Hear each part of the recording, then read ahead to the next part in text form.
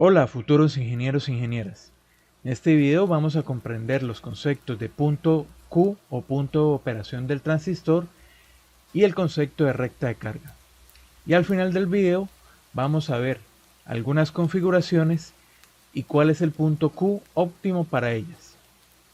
Comenzando, pues tenemos que el transistor, ya sea BJT o MOSFET, una de sus principales funciones es amplificar señales. Una señal, por ejemplo la voz o una señal de un sensor, se aplicaría al puerto de entrada de este amplificador y a la salida pues obtendríamos esa misma señal amplificada. Otro de los objetivos, además de amplificar esa señal, es que la señal de salida no tenga ningún tipo de distorsión. Entonces es por eso importante colocar el transistor en un punto de operación aplicando una fuente DC. Esto nos va a permitir que se realice el proceso de amplificación y que obtengamos una señal lo más lineal posible. Para explicar el punto Q vamos a emplear el transistor BJT, un transistor NPN, en una configuración de emisor común, que es una de las más utilizadas para construir amplificadores discretos. En el circuito de la figura, tanto esta fuente de voltaje como esta otra proporcionan la polarización del circuito del transistor. Esto hace que tengamos un voltaje colector-emisor y una corriente de colector determinada. Ese punto sobre las curvas de salida del transistor BJT es lo que se conoce como punto de operación. Este punto de operación pues va a depender de los valores de las fuentes de voltaje y de los valores de las resistencias de base y de colector. Si se varía cualquiera de esos parámetros, el punto de operación pues va a variar su ubicación dentro de las curvas de salida del transistor. Pero vamos a ver que no se puede utilizar cualquier parte de esa región de operación del transistor porque se presentarían problemas de linealidad. Entonces, para comprender esos problemas, vamos, por ejemplo, a ubicar el punto de operación cerca de la región de saturación.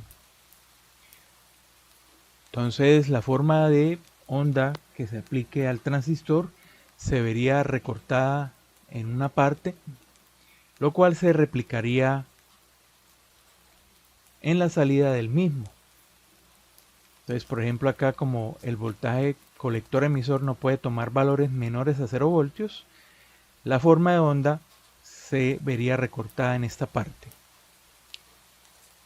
Si colocamos el punto de operación ahora muy cerca de la región de corte, esto causaría que la corriente que circula por el colector no pudiera tomar valores menores a 0 miliamperios, por lo tanto el voltaje a la salida se vería recortado debido a esa restricción. Por eso se debe colocar el punto de operación en una región que permita la máxima excursión en la señal de salida y que no se vea recortada por ya sea el límite de la corriente o el voltaje colector emisor.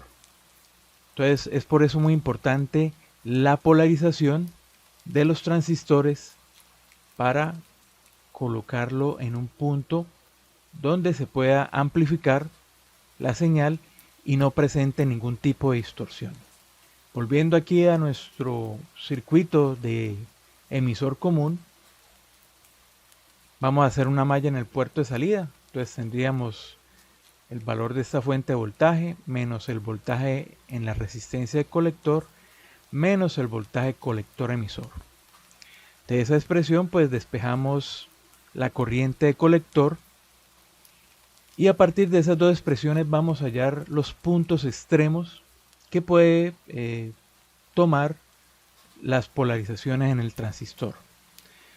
Entonces, por ejemplo, la corriente en el colector será máxima cuando el voltaje colector emisor sea cero. En ese caso, esa corriente sería el voltaje de alimentación sobre la resistencia de colector. O sea, estaría ubicada aproximadamente, por ejemplo, en ese punto.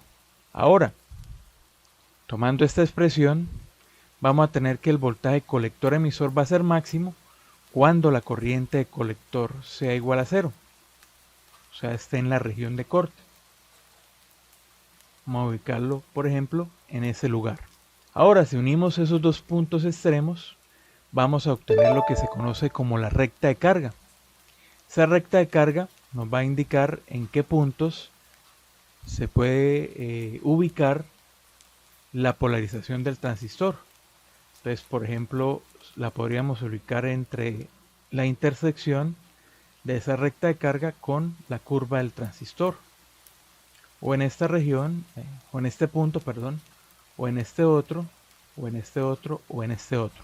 Son posibles ubicaciones de ese punto Q, pero hay que recordar que lo debemos ubicar en una parte adecuada para que haya la suficiente excursión.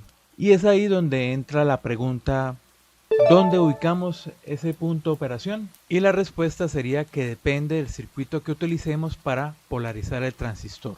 En electrónica análoga pues existen diversos circuitos que permiten polarizar los transistores de unión bipolar. Un ejemplo de estos son estos 4 que mostramos en las imágenes. Cada uno pues recibe un nombre distinto y cada circuito pues va a tener sus ventajas y desventajas, las cuales explicaremos en otro video. Por lo pronto pues vamos a ver que cada uno de estos circuitos pues aporta un punto de operación determinado, voltaje colector emisor Q y una corriente colector Q, las cuales pues la encontramos acá resumidas. Dependiendo del circuito que se use, pues vamos a tener ahí una guía para seleccionar o colocar el punto de operación dependiendo del voltaje con que se alimente el circuito y la corriente de colector. Cabe mencionar que estas fórmulas aplican para circuitos amplificadores donde se utiliza una sola fuente. Por ejemplo, acá solamente utilizamos VCC y el otro terminal, el terminal de emisor común, pues va a ir conectado a tierra. Hay configuraciones de amplificador donde se coloca una fuente de alimentación negativa y pues ahí ya cambiaría los puntos de operación que tenemos acá resumidos. Bueno, espero que les haya servido el video. No olviden darle al botón me gusta y compartirlo para que más estudiantes aprendan.